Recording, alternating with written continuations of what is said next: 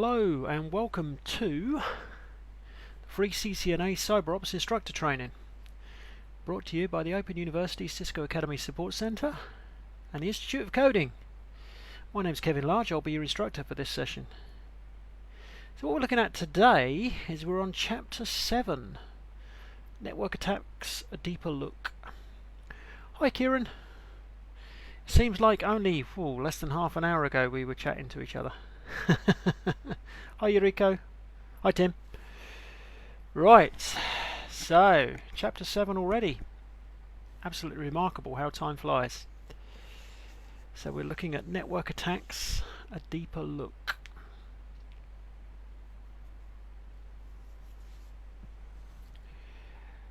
Okay, so we'll make a start.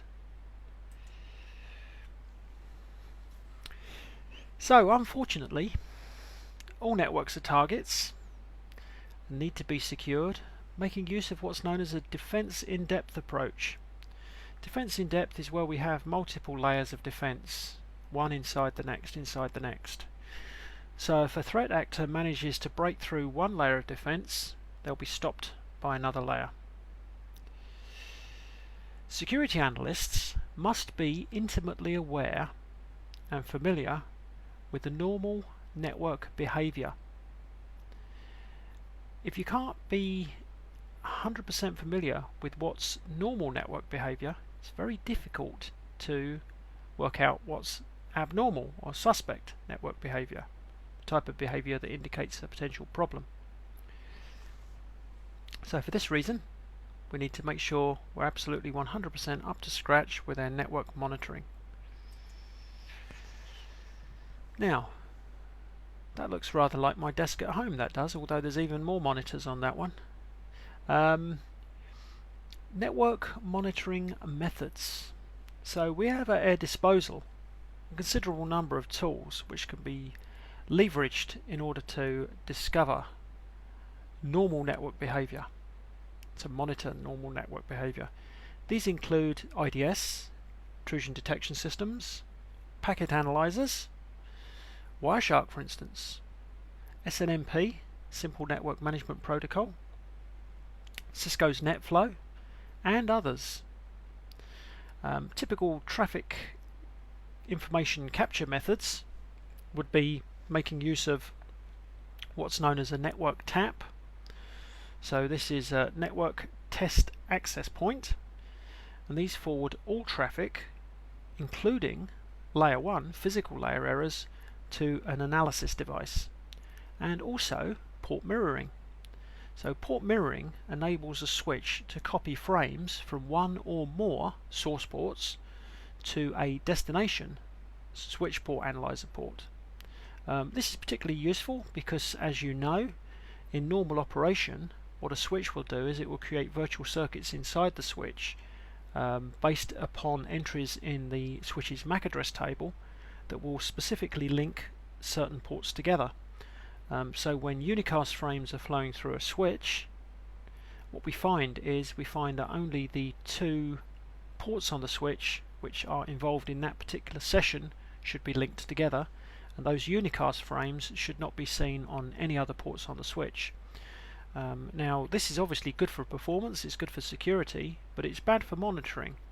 If we wish to monitor traffic on a switch, we sometimes would wish that it behaved a little bit more like a hub, where we can actually see the traffic that's going in and out of multiple ports on the switch.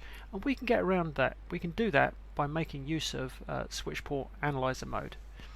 However, the network tap is also a very useful technique, especially because it can actually show right down to the physical layer errors. So a network tap is typically a passive splitting device. This is implemented in line between the device of interest and the network. So normally this would be implemented, for instance, between your external firewall and your internal router. The tap would forward all traffic, including physical layer errors, to the analysis device or the monitoring device. Handy thing with taps is they're also typically fail-safe. So in other words, if the tap fails or loses power, traffic between the firewall and internal router are not affected.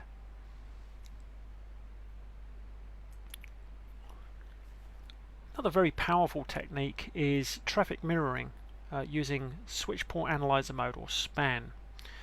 So port mirroring enables a switch to copy frames from one or more ports to a switch port analyzer, or SPAN port, connected to the analysis device.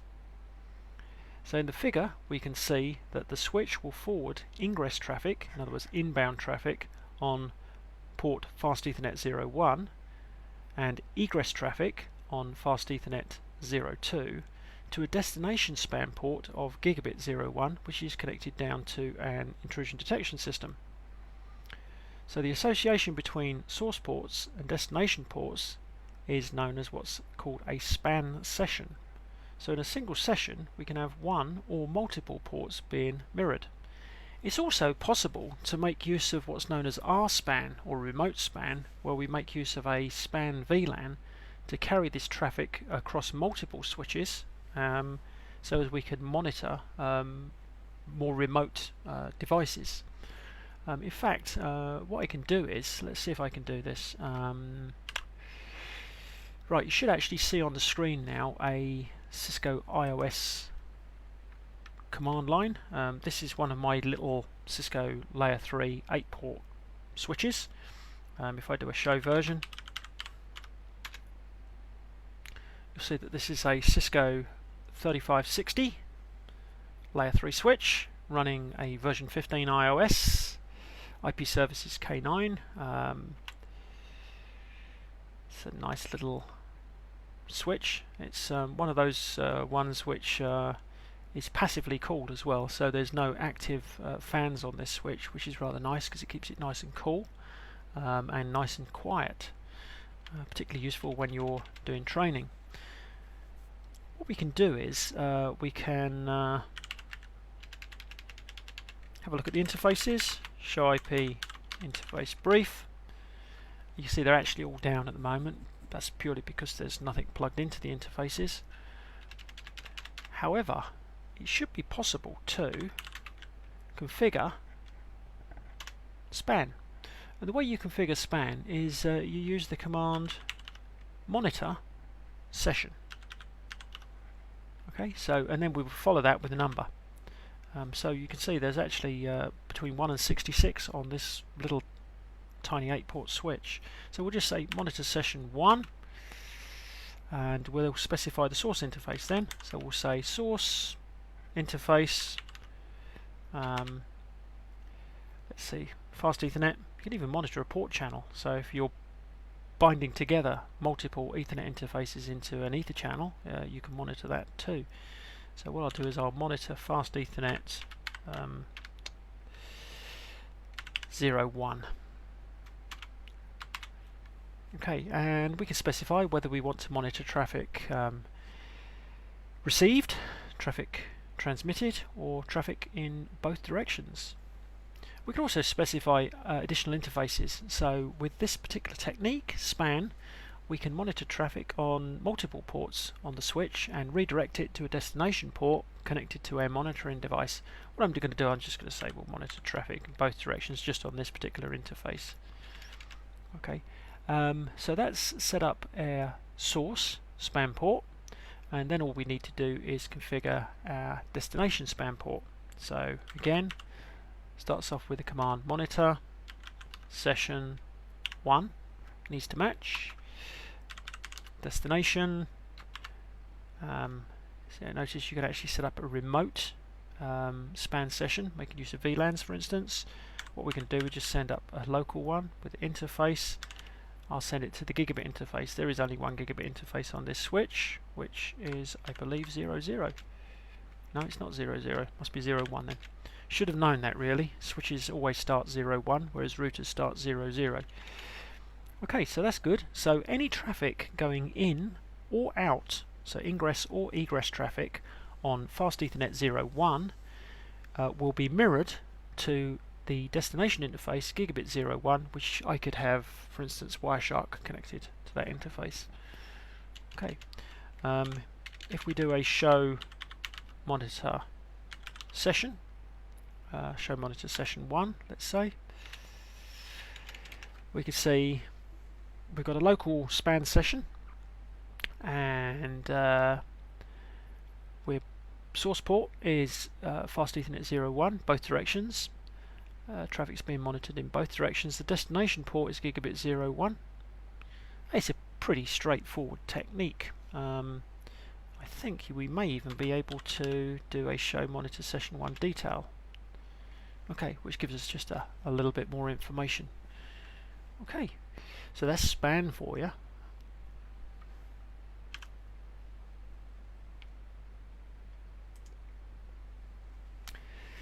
So in our toolbox of network security monitoring tools, we have protocol analyzers.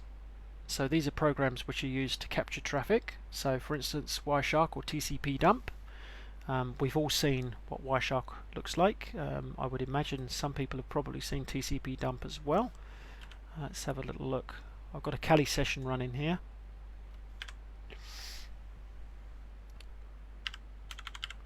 In a virtual machine. Okay, I was just having a little play with that a moment ago. So for instance, let's see what IP address I've got on here.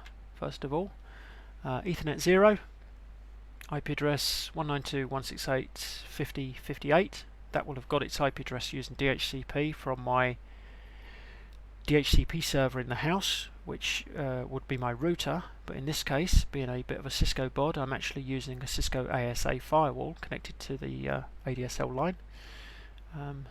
So 5058 is this machine. TCP dump, let's see if that's installed. It is installed. You would expect it to be installed on am I spelling something wrong there? Yeah, I missed the P out. I was just wondering why it wasn't tabbing out there. It gets to the third session and the brain starts to go. TCP dump. If we do a man, so we see the manual page for TCP dump, we can see that it dumps traffic on a network. So basically prints out the description of the contents of packets on a network interface.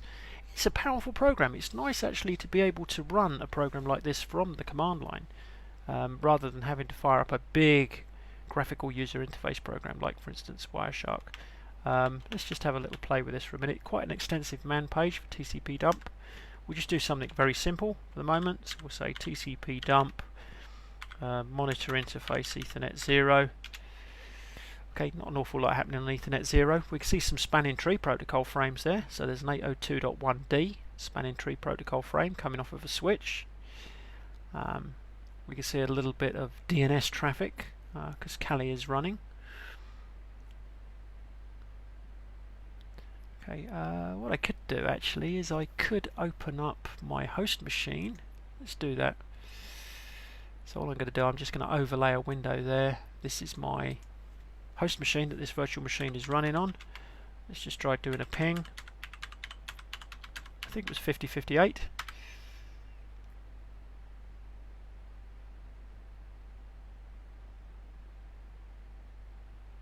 Yep, there's 5058 pinging away. Let's just stop the TCP dump for a minute. Yeah, actually we can see the pings there, so we can see the ICMP echo requests, echo replies. So that's your TCP dump. This is a command line protocol analyzer, and of course Wireshark, which is an absolutely wonderful piece of kit. I've got a pretty good idea of what that looks like.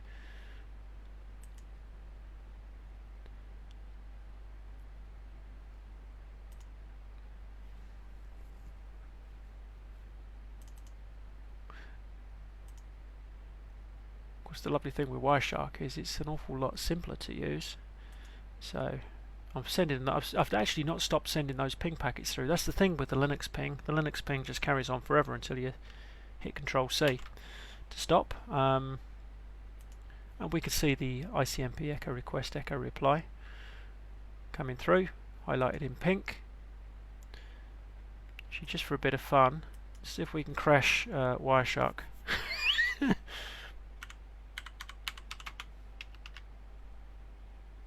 hping 3 --, flood. 192.168.50.58. Do you really want to do that, Kev? You're kidding me. I've not got hping3 installed. Damn. That's a shame.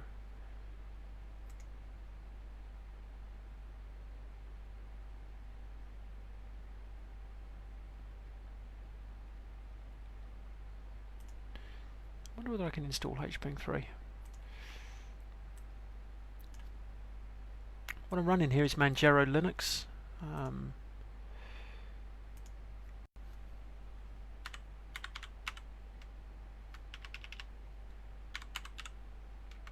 hping. Wow, that's probably the one then. Yeah, let's install that. Apply it.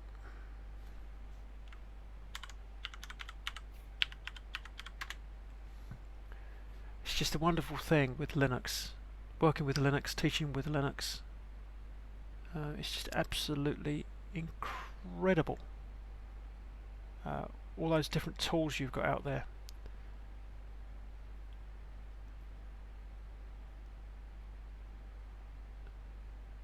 Oh, that's going to do a full-on upgrade. No, I won't do that then. Okay. We probably shouldn't play with it too much anyway during a live broadcast, but that's what happens with networking and security. It kind of gets you that way. Okay.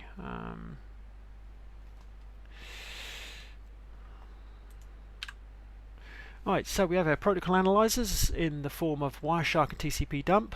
We have NetFlow. NetFlow is a Cisco technical tool which monitors the flow of traffic through routers, layer 3 switches and the like. So these can provide a complete audit trail and basic information about every IP flow forwarded on the device. However, the key thing to realize about NetFlow is it doesn't actually look inside the packets of the content the way a protocol analyzer would. We've got an SIEM, which is a Security Information Event Manager system. This provides real-time reporting and long-term analysis of security events. Very powerful. And we have SNMP, Simple Network Management Protocol. So this provides the ability to request and passively collect information across all types of network devices. In fact, it's possible to configure network devices as well using SNMP, but you have to be very careful when you're doing that sort of thing.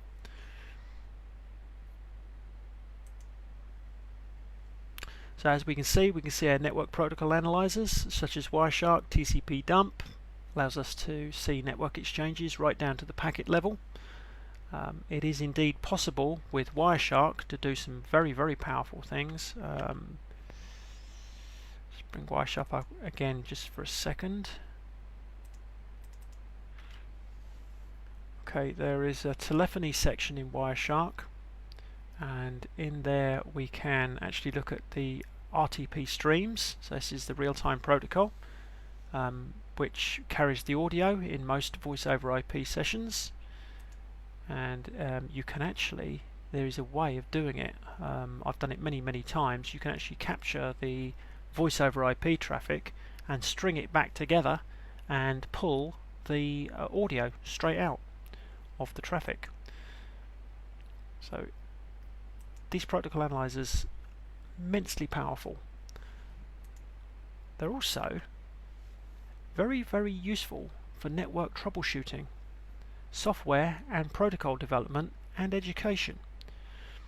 So in security forensics, the security analysis may actually reconstruct an incident from relevant packet captures. It's completely possible to do that. NetFlow. So this is a Cisco iOS technology. Provides 24/7 statistics on packets flowing through a Cisco router or a multi-layer switch. So this can be used for network and security monitoring, network planning and traffic analysis. Bear in mind though, as I said before, it doesn't actually capture the content, so you can't look inside the packets and find out what's inside it. NetFlow collectors, such as Cisco's StealthWatch, they can also perform advanced functions such as what's known as flow stitching. This groups individual entries into flows. NetFlow deduplication, this filters out duplicate incoming entries from multiple NetFlow clients, and NAT stitching, so this simplifies the flows with NAT entries. The SIEM, the Security Information Event Manager System. Very powerful. These provide real-time reporting and long-term analysis of security events. So, we got some very powerful functions. Forensic analysis. This is the ability to search log files and event records from sources throughout the organization. It provides a more complete information on forensic analysis. So really what we can do is we can pull information from sources right across the organization and put it together to give us a full forensic analysis. From this we can make use of correlation, so we can examine logs and events from different systems or applications. This will speed the detection and reaction to security threats. Aggregation, so aggregation reduces the volume of event data, so it does this by consolidating duplicate event records. And reporting, which just prevents the correlated and aggregated event data in real-time monitoring and long-term summaries. Now, Splunk is one of the more popular proprietary SIEM systems, widely used in security operations centers. However, as an open source option, the course makes use of ELK. So the ELK suite is used for SIEM functionality. ELK is an acronym of Elasticsearch, Logstash, and Kibana.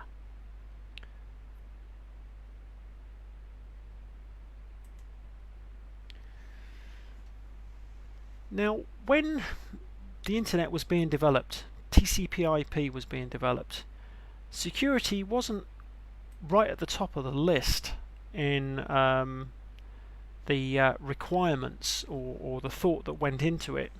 They really wanted to have an efficient protocol for addressing and transmitting information across a packet switch network.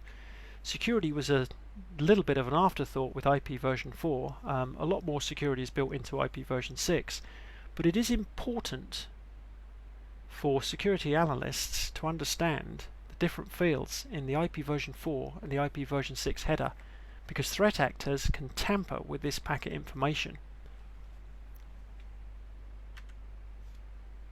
If we have a little look at the IP version 4 packet to start off with, it's a busy packet header.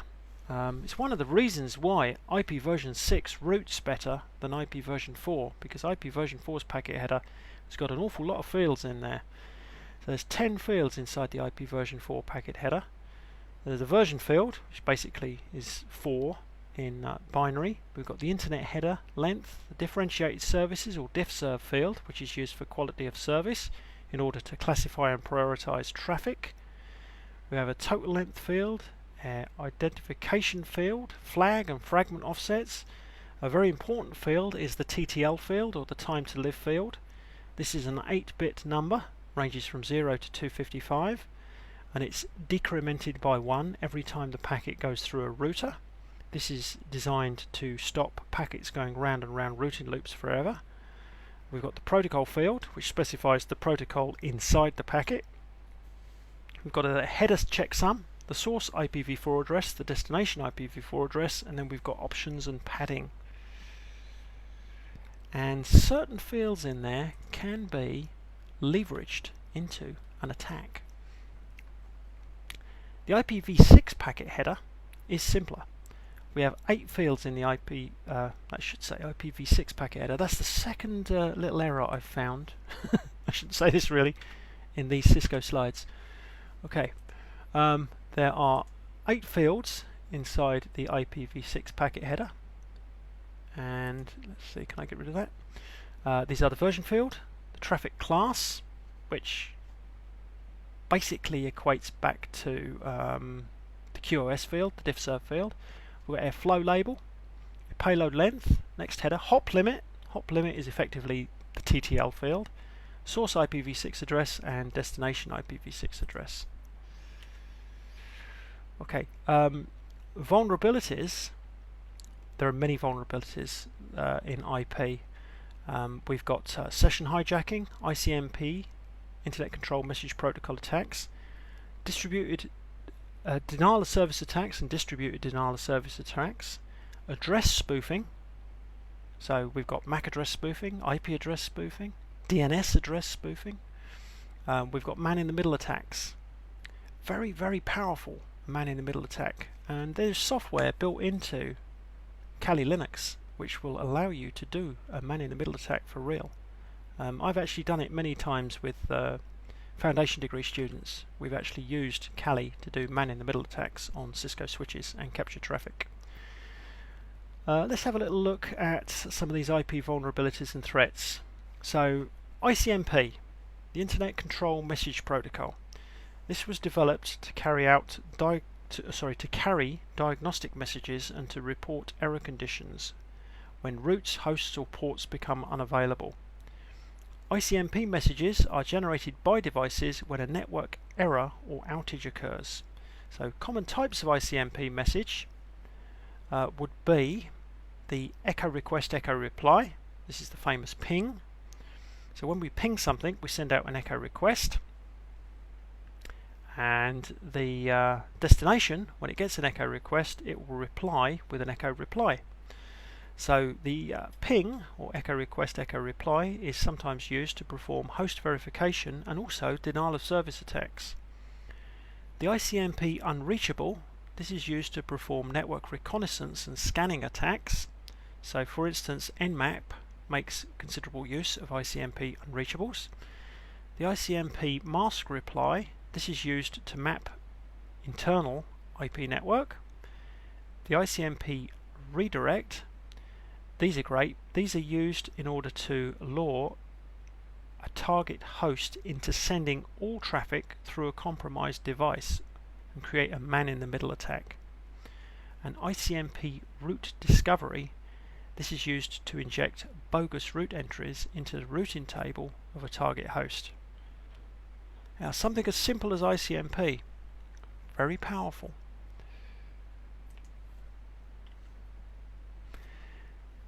DOS attacks, or denial of service attacks. Okay, so the goal of a denial of service attack, it isn't actually to steal anything at all. The goal of a denial of service attack is to prevent legitimate users from gaining access to websites, emails, online accounts and other services or resources. There are two major sources of denial of service attacks. We have maliciously formatted packets. So a threat actor will craft a maliciously formatted packet and forward it to a susceptible host, causing the host to crash or become extremely slow. At one point in time it was quite famous. There was the ping of death. However, I think since about Windows 95, Windows systems have not been very vulnerable to the ping of death anymore.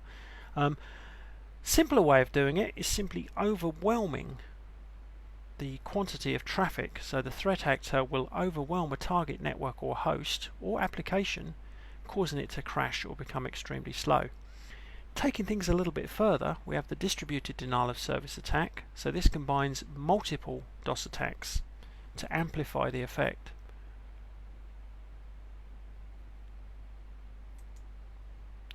Okay, speaking about amplification and reflection attacks. So a threat actor will often use what's known as amplification and reflection techniques in order to create a denial of service attack. So in this particular example, we can see how an amplification and reflection technique known as a Smurf attack is used to overwhelm a target host.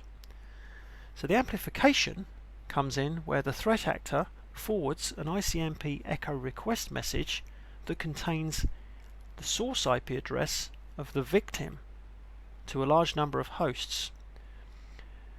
So what those hosts are going to do, when they see the ICMP echo request message, they're going to reply to the source IP address in it.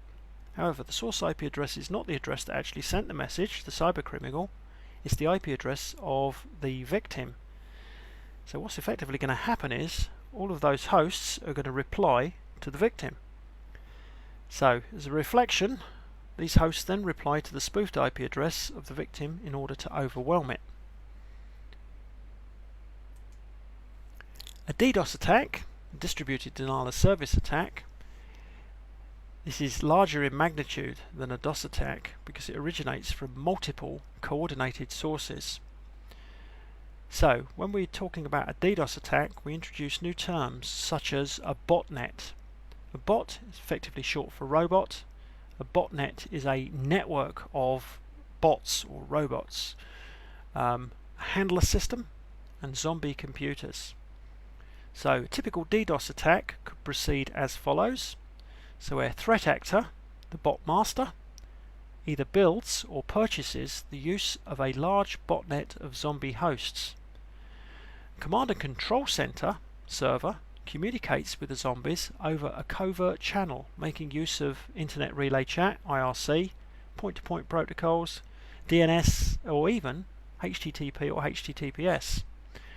The zombie computers continue to scan and infect more targets, more the merrier, to create even more zombies. When they're ready, the botnet master or the bot master uses a handler system to make the botnet of zombies carry out the DDoS attack on the chosen host.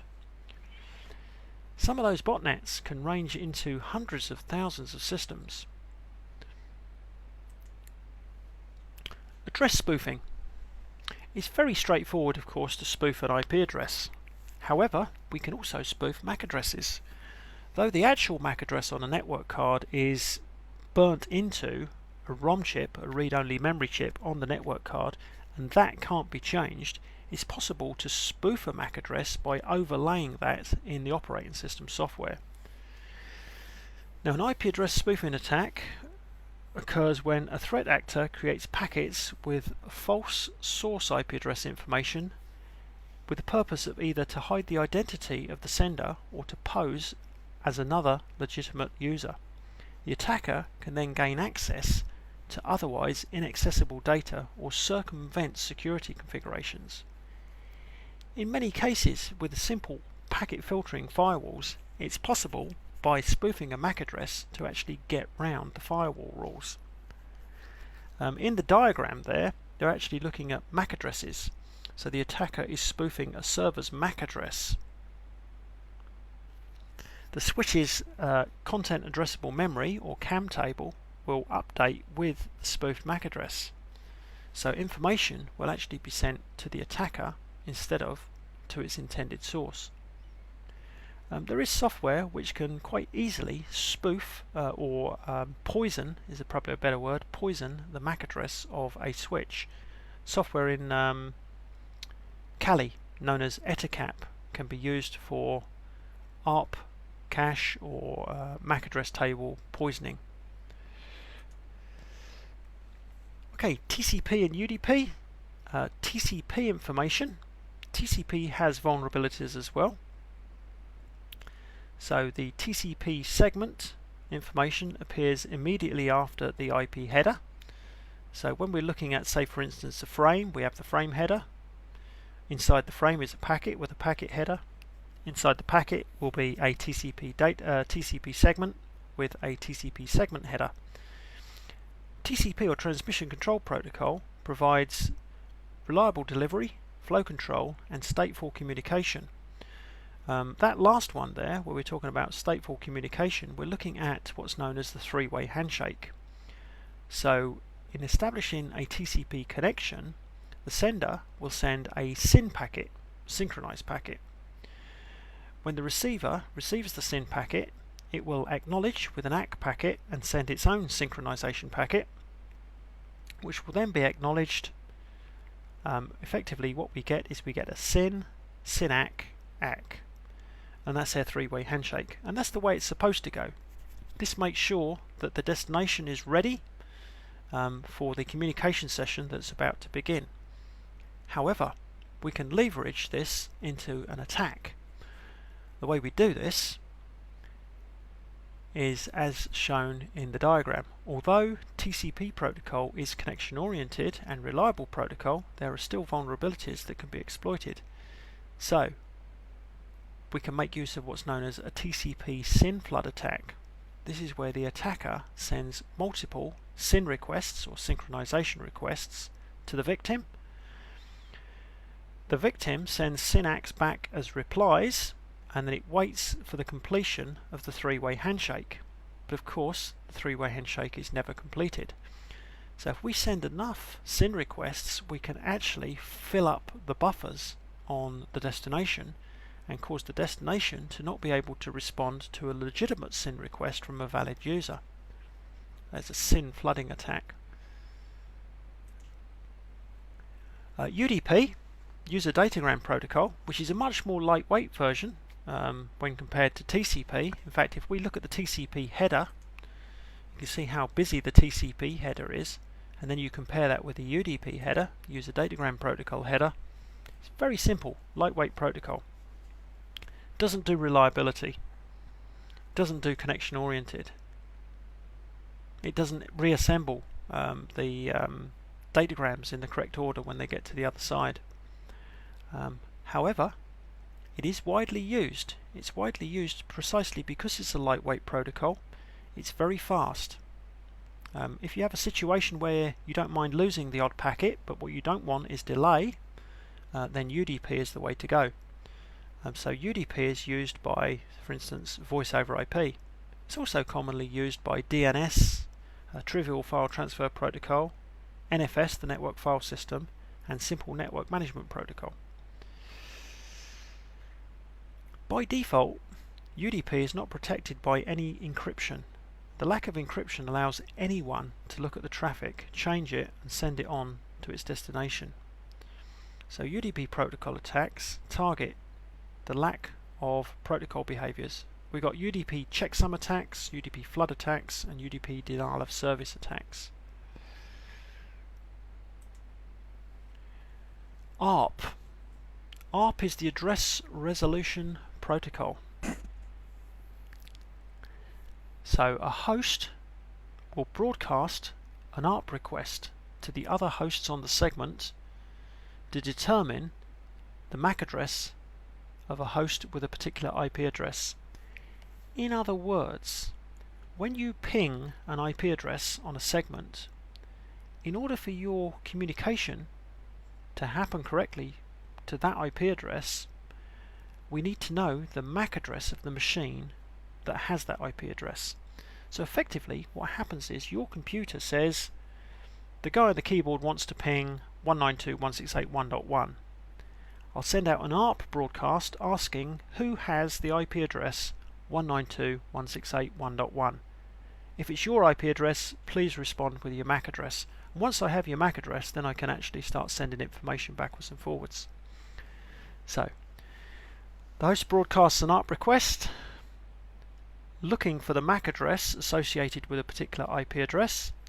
All the hosts on the subnet receive and process this ARP request.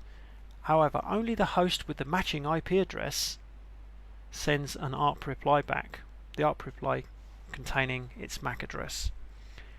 This is a protocol that's wide open for exploitation. We can do ARP cache poisoning. An ARP cache poisoning attack deliberately poisons the ARP cache of another computer with spoofed IP addresses to MAC address mappings.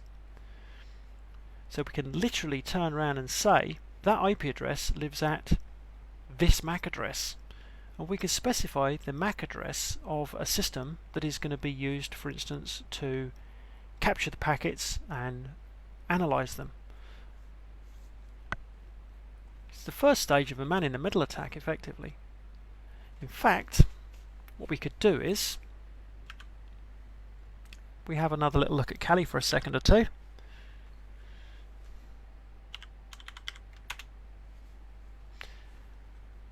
If I open up the terminal window,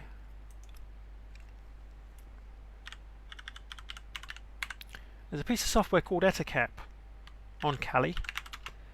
If we do a man of Ettercap to get the manual page, you'll notice that Ettercap is a multi-purpose sniffer and content filter for man-in-the-middle attacks. As I said, I've used this many times teaching foundation degree students network security. It's a very straightforward tool to use. A standard Cisco switch, standard layer 2 Cisco switch for instance, 2960 switch or whatever, is completely vulnerable to these man-in-the-middle attacks. However, the switches are capable of defending against those man-in-the-middle attacks perfectly, providing you configure them in the correct way. So what you would need to do is you would need to actually configure what's known as dynamic ARP inspection. However, most people don't configure dynamic ARP inspection, so they leave themselves wide open to man-in-the-middle attacks. If you wish to do a man-in-the-middle attack, this is the tool to use.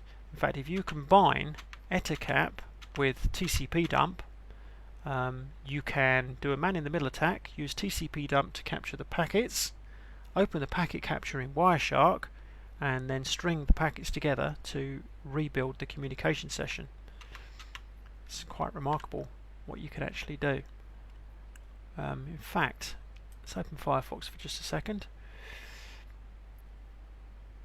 Can I get to the internet on here? I should be able to. Yep. I don't know whether this is going to find it.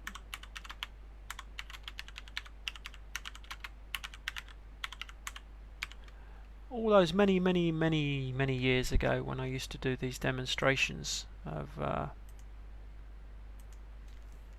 how to do man-in-the-middle attacks. This was the document that I used in order to do it. Let's see if I can find it. I think that's the one. So it's still out there by the looks of things. Yep, that's the one. That's the document. Sniffing on a switch network, a recipe to hack a switch using etcap and Ethereal. Ethereal was the old name for Wireshark. Okay, and yeah, all the information's in there. Takes a little bit of playing with, but it's a nice little exercise if you've got students like foundation degree or degree students who are trying to do some practical work, and they want to do a real attack on the equipment in your lab. It doesn't do any harm, of course. Teaches them exactly how a man-in-the-middle attack works, and yeah, what we used to do is we used to set up a system running Linux, and that would be running the Asterisk voice over IP server, and we would install SIP soft phones on some Windows PCs, plug them into a switch, we'd set up a Linux machine running Asterisk, we'd register the SIP soft phones with the Asterisk system so as we could make phone calls, and then what we would do is we would do a man-in-the-middle attack on the switch, capture the packets, and then use Wireshark to string the packets back together and pull out the voice conversation. Yeah, that's it. That's pretty much how you go about doing it. So you set yourself up between two systems. And Tethereal will have been replaced by T-Shark, which is a text-based version of Wireshark. There you go. Okay, so it's T-Shark dump and analyze network traffic. Okay, so you would need to just modify this ever so slightly. So T-Shark instead of Tethereal. Possible that some of the options are slightly different, but probably not very different. Okay. So there's a nice little exercise you could do with your students if you wish to try out doing a man-in-the-middle attack. Okay, DNS attacks. So DNS servers resolved URLs, domain names to IP addresses, and they're a major target for attackers. Some typical DNS exploits would be the DNS open resolver, the DNS stealth attack, the DNS shadowing attack, and the DNS tunneling attack.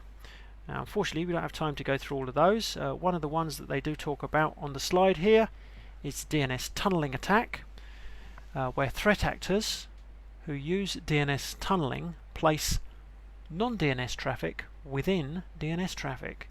So this is a neat method for circumventing security solutions.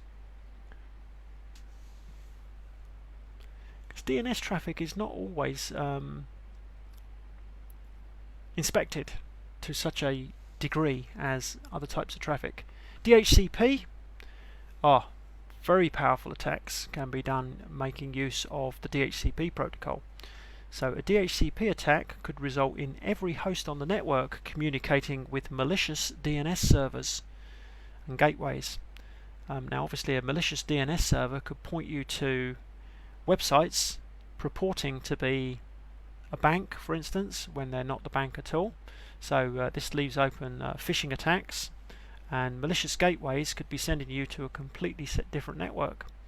DNS spoofing attacks can create a rogue DHCP spoofing attacks creates a rogue DHCP server, which is then used up to serve falsified information. HTTP, Hypertext Transfer Protocol, and Hypertext Transfer Protocol Secure. So browsing the web is almost certainly the largest vector for attacks. So therefore security analysis should have an in-depth knowledge of how web attacks work. One of the more dangerous ones is iframes, so malicious iframes.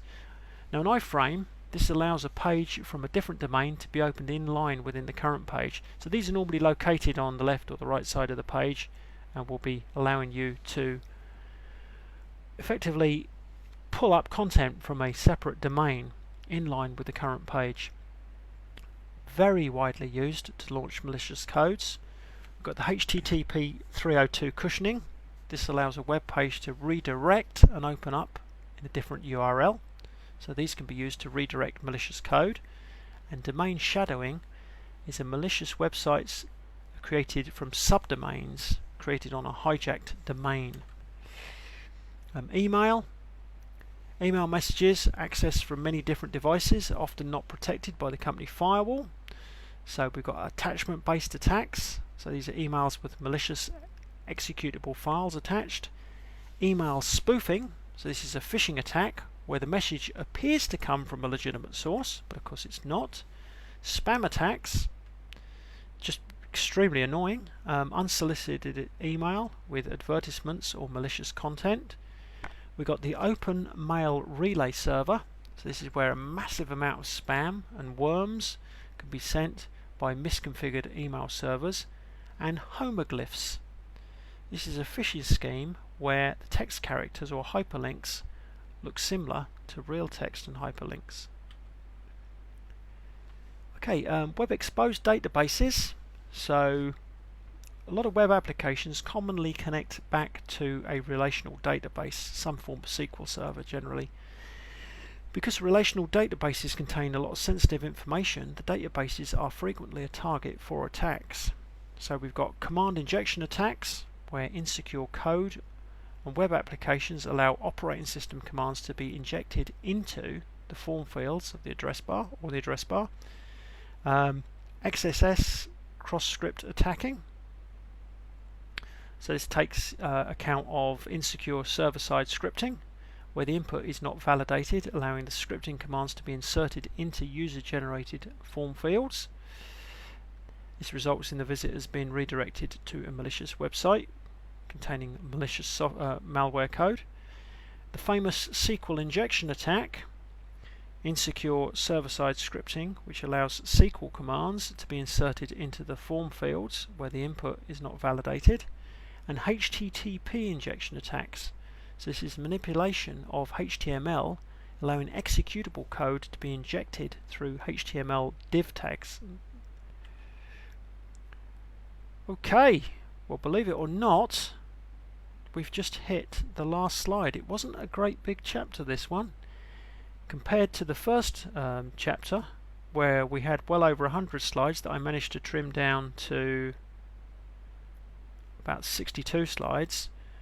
This is only a 31 slide chapter, so we managed to get away quite lightly toward the end of the sessions.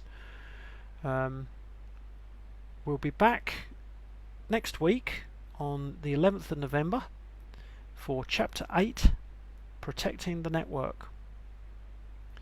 Chapter 8 will be very nearly 2/3 of the way through the course, so good going. Best wishes to you all. Have a great week, and I will see you next weekend. Next Monday. If you didn't catch the CCNA 2 video where we were looking at access control lists, that one should be already recorded up on the site by now, and I'll see you again on Monday the 11th of November. Best wishes.